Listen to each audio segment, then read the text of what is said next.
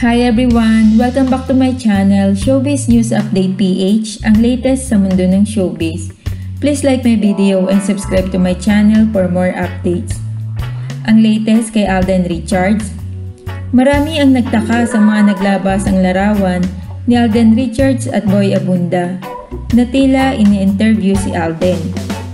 Dahil lumabas ang balita na walang magaganap na interview sa pagitan ni Alden Richards at Boy Abunda.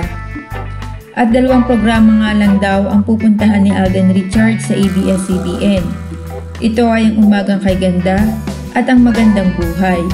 Kung kaya marami ang nagtaka sa paglabas ng mga larawan ni Boy Abunda at Alden Richards.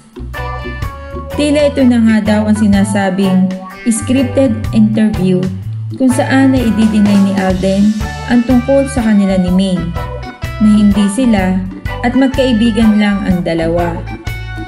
Ang lahat ng ito ay pawang mga espekulasyon lang, kaya wala namang dapat ikabahala. Hanggat hindi pa lumalabas ang tunay na nangyari at nilalaman ng interview, ay wala namang dapat ikabahala. Isa pa, ay hindi naman kailangang isama pa ang pangalan ni Ming sa nasabing interview, dahil hindi naman kasama si Ming sa pelikula, na dapat ay tungkol lamang sa pelikula ang pag-usapan. Kung ano ang naging journey ni Alden habang ginagawa ang HLG, ang kanyang experience sa Star Cinema, at marami pang pwedeng itanong na related sa kanyang pelikula. Kaya hintayin natin kung ano nga ba ang napag-usapan sa nasabing interview. Ating abangan.